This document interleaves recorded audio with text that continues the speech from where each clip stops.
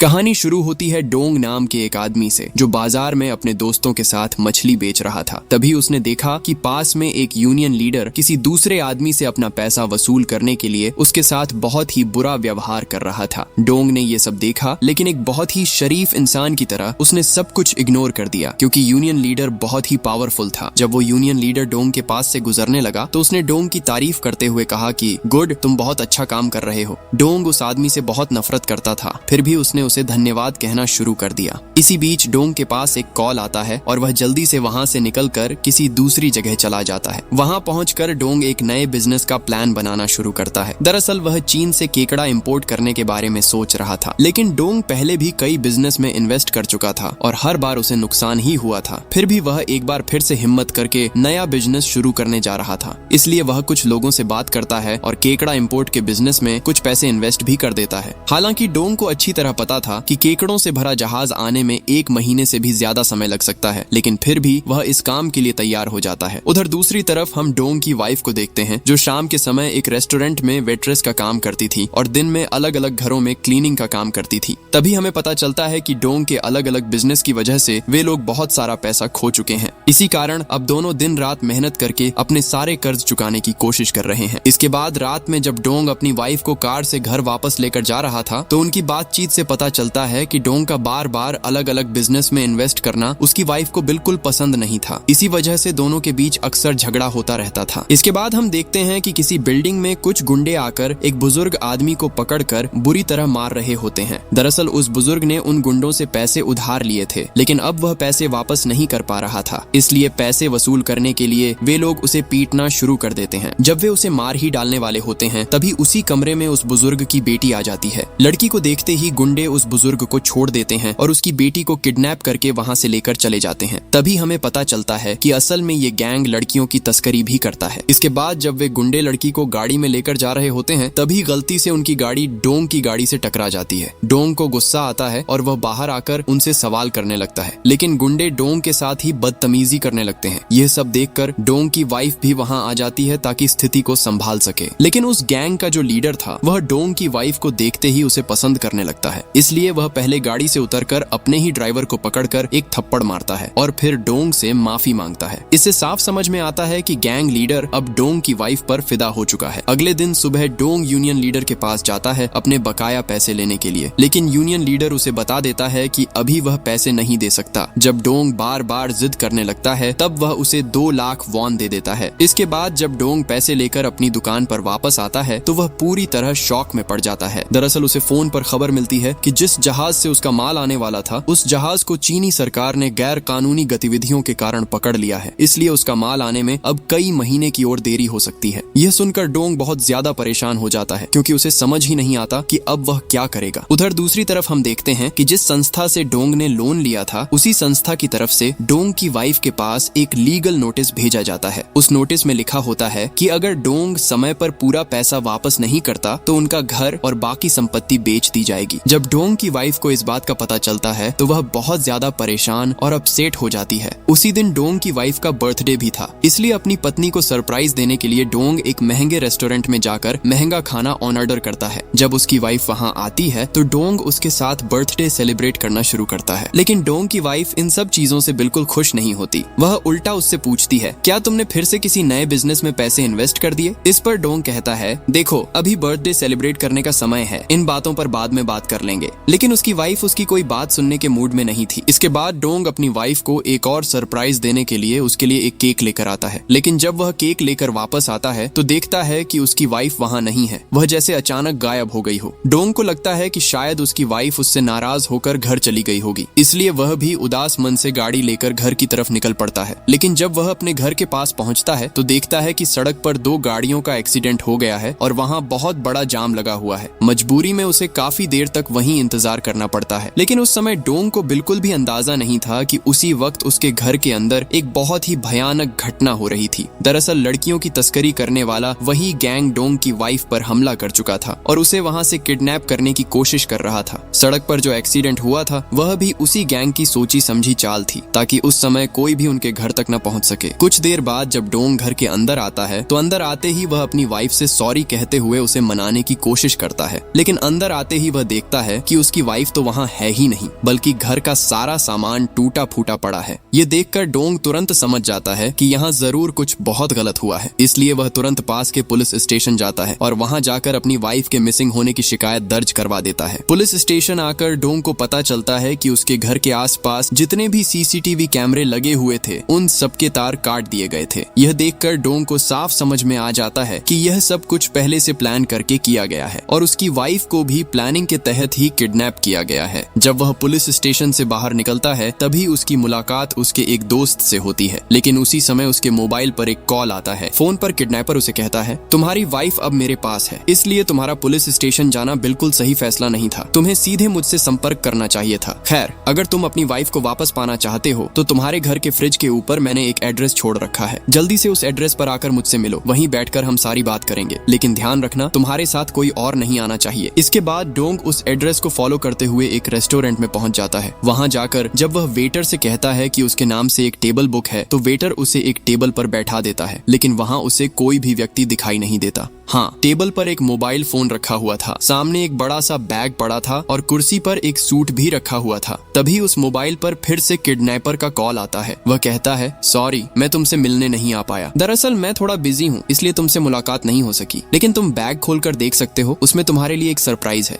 जब Dong bag खोलता है तो उसके अंदर उसे बहुत सारे पैसे मिलते हैं। तब किडनैपर कहता है, ये पैसे तुम्हें तुम्हारी वाइफ के बदले दिए जा रहे हैं, इन्हें लेकर मजे करो और अपनी वाइफ को भूल जाओ। और हाँ, मैंने तुम्हें अकेले आने को कहा था, लेकिन जब मैंने देखा कि तुम्हारे साथ कोई और भी आया है तो मैं बहुत डिसअपॉइंट हुआ। ये सुनकर डोंग को साफ समझ में आने लगता है कि किडनैपर शायद कहीं आसपास ही मौजूद है और उस पर नजर रख रहा है। तभी डोंग देखता है कि एक आदमी फोन पर बात करते करते अपनी गाड़ी में बैठ रहा है, इसीलिए डोंग और उसका दोस्त तुरंत दौड़कर उस गाड़ी को रोक लेते हैं। लेकिन जब उन्हें पता चलता है कि उन्होंने गलत आदमी को पकड़ लिया है तो वे उससे माफी मांगते हैं और जल्दी से वहां से निकल जाते हैं। इसके बाद डोंग सारे पैसे लेकर पुलिस स्टेशन पहुंचता है और पुलिस को पूरी घटना विस्तार से बता देता है। पुलिस सबूत के तौर पर वे सारे पैसे अपने पास जमा कर लेती है और उसे भरोसा दिलाती है कि वे जल्द से जल्द इस केस को सुलझाने की कोशिश करेंगे। इसके बाद जब डोंग घर वापस आता है तो वह अपने दोस्त को फोन करके एक ऐसे आदमी के बारे में पूछता है जो इलाके की हर खबर रखने में एक्सपर्ट था। उसका दोस्त बताता है कि वह आदमी तो है, लेकिन वह बिना पैसे के कोई काम नहीं करता और उनकी हालत तो ऐसी है कि गाड़ी में पेट्रोल भरवाने के लिए भी पैसे नहीं है, तो उसे पैसे कहां से देंगे। इसलिए अगले दिन सुबह डोंग यूनियन लीडर के पास पहुंच जाता है, क्योंकि उसके पास डोंग के काफी पैसे बाकी थे। लेकिन जब डोंग उसे अपनी इमरजेंसी बताकर पैसे मांगता है तो यूनियन लीडर पैसे देने के बजाय उसे अपमानित करने लगता है और अपने बॉडीगार्ड से डोंग को बुरी तरह पिटवाने की कोशिश करता है। लेकिन उसी समय डोंग अपना असली रूप दिखाता है। तभी पता चलता है कि डोंग असल में एक एक्स गैंगस्टर है जिसके बारे में अब तक किसी को भी पता नहीं था। इसके बाद डोंग एक एक करके उन सभी लोगों की जमकर पिटाई कर देता है और आखिर में यूनियन लीडर से पैसे छीनकर वहां से निकल जाता है। फिर डोंग सीधे उन पैसों को लेकर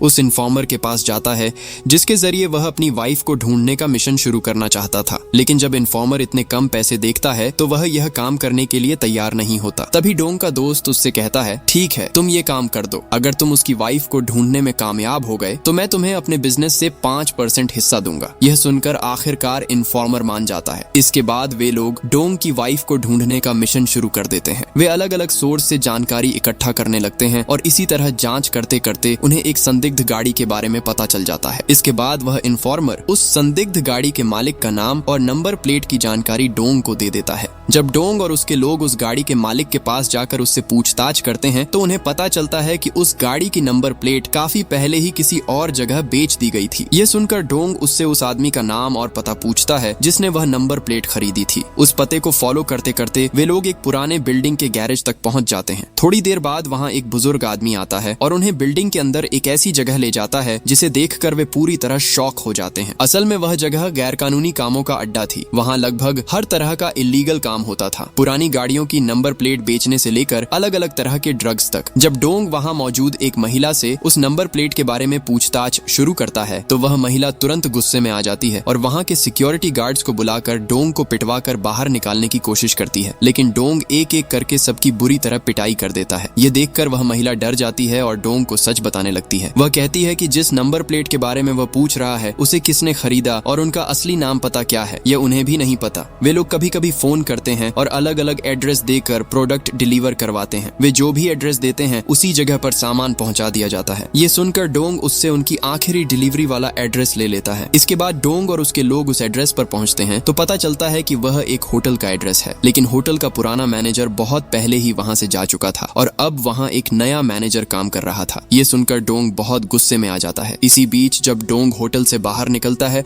तो वह देखता है कि एक काली गाड़ी उसके सामने खड़ी है और उस गाड़ी से कुछ लड़कियों को बाहर निकाला जा रहा है। यह सब देखकर डोंग को थोड़ा शक होने लगता है, इसलिए जब वह ध्यान से उन लोगों के चेहरे देखने की कोशिश करता है तो उसे वही आदमी दिखाई देता है जिसने उसकी वाइफ को किडनैप किया था। इसके अलावा वह एक और आदमी को भी पहचान लेता है, वही जिसने उस दिन नकली कार एक्सीडेंट का ड्रामा करके उसे उसके घर जाने से रोक दिया था। जैसे ही डोंग उसे पहचानता है वह तुरंत उसके पास जाता है और उससे बात करने की कोशिश करता है। वह कहता है, गाड़ी से जल्दी नीचे उतरो, मुझे तुमसे कुछ बात करनी है। लेकिन वह आदमी भी डोंग को पहचान लेता है, इसलिए घबराकर जल्दी जल्दी गाड़ी स्टार्ट करता है और वहां से भागने की कोशिश करता है। लेकिन इससे उसे कोई फायदा नहीं होता क्योंकि डोंग उसे पकड़ लेता है, बुरी तरह पीटता है और गाड़ी से खींचकर बाहर निकाल देता है। तभी उसी समय डोंग के पास पुलिस स्टेशन से फोन आता है। पुलिस उसे बताती है कि एक लावारिस लाश मिली है और वह लाश काफी हद तक उसकी वाइफ से मिलती जुलती लग रही है। ये सुनकर डोंग तुरंत पुलिस स्टेशन पहुंच जाता है। जब वह वहां सारी बातें सुनता है तो उसका दिल जैसे रुक सा जाता है। उसे समझ नहीं आता कि अब वह क्या करे, क्योंकि उसे लगने लगता है कि शायद उसकी वाइफ मर चुकी है। लेकिन जब वह डर और घबराहट के साथ उस महिला की तस्वीरें देखता है तो उसे थोड़ी राहत मिलती है, क्योंकि वह मरी हुई लड़की उसकी वाइफ नहीं होती। इसके बाद अगले दिन सुबह डोंग को कुछ मिसिंग रिपोर्ट्स के बारे में जानकारी मिलती है। उन रिपोर्ट्स से जुड़ी जानकारी लेकर वह एक ऐसे आदमी से मिलने जाता है जिसकी वाइफ 2 साल पहले अचानक गायब हो गई थी और हाल ही में उसे उसकी मौत की खबर मिली थी। उस आदमी से बात करते हुए डोंग को पता चलता है कि जब उसकी वाइफ को किडनैप किया गया था तब उसे भी बहुत सारे पैसे दिए गए थे। शुरुआत में उसने वे पैसे ले लिए थे, लेकिन बाद में उसने उस गैंगस्टर को पकड़ने की बहुत कोशिश की और उनके बारे में काफी जानकारी भी इकट्ठा की। फिर भी वह किसी भी तरह उन लोगों को पकड़ नहीं पाया। इसी वजह से वह आदमी आखिर में डोंग को सारे डॉक्यूमेंट्स दे देता है और कहता है कि शायद ये तुम्हारे काम आ जाए, क्योंकि अब इनका मेरे लिए कोई फायदा नहीं है। इसके बाद जब डोंग उस बिल्डिंग से बाहर निकलता है तभी वह आदमी अपनी पत्नी को खोने के गहरे दुख में बिल्डिंग की छत से कूदकर सुसाइड कर लेता है। इसके बाद डोंग अपनी गाड़ी में बैठकर उस आदमी के दिए हुए सभी डॉक्यूमेंट्स को ध्यान से चेक करना शुरू करता है। तभी उसे उनमें से एक बिजनेस कार्ड मिल जाता है। वह कार्ड देखते ही उसे याद आता है कि ठीक ऐसा ही एक बिजनेस कार्ड उसे पहले भी किसी ने दिया था। फिर उसे याद आता है कि उस रात जब उसकी गाड़ी का एक्सीडेंट हुआ था और वह उस गुंडे से झगड़ा कर रहा था तब उनके ड्राइवर ने उसे यही बिजनेस कार्ड दिया था। दरअसल यह एक फाइनेंशियल कंपनी का बिजनेस कार्ड था। यह देखकर डोंग को साफ समझ में आ जाता है कि यह फाइनेंशियल कंपनी असल में महिलाओं की तस्करी के धंधे से जुड़ी हुई है। इसीलिए डोंग तुरंत उस फाइनेंशियल कंपनी में पहुंच जाता है और वहां जाकर सीधे मैनेजर से मिलता है। कुछ देर बात करने के बाद अचानक मैनेजर के बॉडीगार्ड्स आकर डोंग पर हमला कर देते हैं, लेकिन डोंग एक एक करके सबकी जमकर पिटाई कर देता है और मैनेजर को पकड़कर अपने साथ ले आता है। घर लाकर वह मैनेजर को बहुत बुरी तरह मारता पीटता है, लेकिन इसके बावजूद मैनेजर के मुंह से कोई भी जानकारी नहीं निकलवा पाता। तभी गैंग का लीडर वीडियो कॉल करके डोंग से कहता है कि मुझे पता है शायद मैनेजर ने तुम्हें सारी जानकारी दे दी है, इसलिए अब तुम मेरे सामने उसे मार डालो, नहीं तो मैं तुम्हारी वाइफ को मार दूंगा। लेकिन डोंग किसी भी हालत में उस आदमी की बात मानने को तैयार नहीं होता। तब वह लीडर डोंग की वाइफ को पानी में डुबोना शुरू कर देता है और कहता है चलो देखते हैं कौन पहले मरता है। मजबूरी में डोंग एक तार उठाकर मैनेजर के गले में लपेट देता है और उसकी सांस रोककर उसे वहीं मार देता है। इसके बाद वह गैंग लीडर डोंग से कहता है कि अगर तुम मेरा पीछा छोड़ दो और मेरे दिए हुए पैसे वापस कर दो तो मैं तुम्हारी वाइफ को छोड़ दूंगा। लेकिन असल में डोंग ने मैनेजर को मारा नहीं होता, बल्कि सिर्फ बेहोश किया होता है।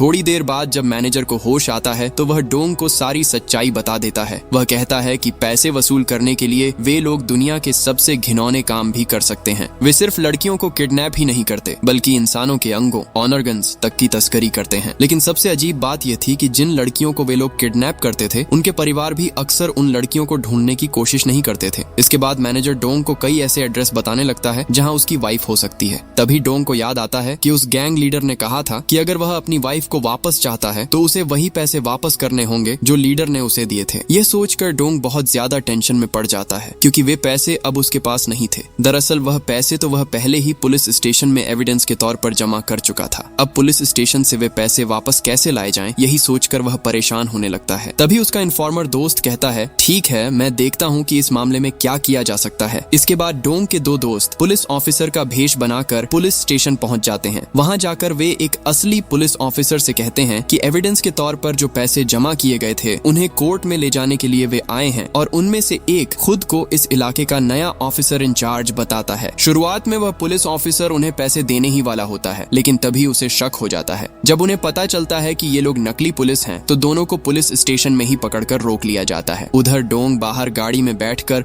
उनका इंतजार कर रहा होता है, लेकिन जब उसे लगता है कि उन्हें आने में बहुत देर हो रही है, तो वह समझ जाता है कि अंदर जरूर कोई समस्या हो गई है। तब वह बड़ी चालाकी से वहां खड़ी एक गाड़ी में धमाका करवा देता है। धमाका होते ही पुलिस वाले आग बुझाने के लिए भागते हैं और पूरे इलाके में अफरा तफरी मच जाती है। इसी मौके का फायदा उठाकर वे दोनों नकली पुलिस ऑफिसर पैसे लेकर वहां से भाग निकलते हैं। उधर दूसरी तरफ हम देखते हैं कि जहां डोंग की वाइफ को बंद करके रखा गया था, वहीं एक और लड़की भी कैद थी जिस पर बहुत बुरी तरह टॉर्चर किया जा रहा था। ये सब देखकर डोंग की वाइफ से रहा नहीं जाता। वह अचानक उस आदमी को जोरदार लात मारती है और उस लड़की को लेकर वहां से भागने की कोशिश करती है, लेकिन क्योंकि वह एक बंद कमरा था, इसीलिए चाहकर भी वे वहां से भाग नहीं सकते थे। थोड़ी देर बाद वही आदमी वापस आता है और उस लड़की को बुरी तरह मारते पीटते हुए लगभग अधमरा कर देता है। कुछ समय बाद जब उनका लीडर वहां आता है और उस लड़की की यह हालत देखता है, तो वह बहुत ज्यादा गुस्सा हो जाता है। गुस्से में वह अपने ही आदमी को पकड़कर बुरी तरह पीटता है और उसे गंभीर रूप से घायल कर देता है। उसी समय डोंग उस लीडर को फोन करता है और कहता है, तुम्हारे पैसे तैयार हैं, बताओ मुझे कहाँ आना है।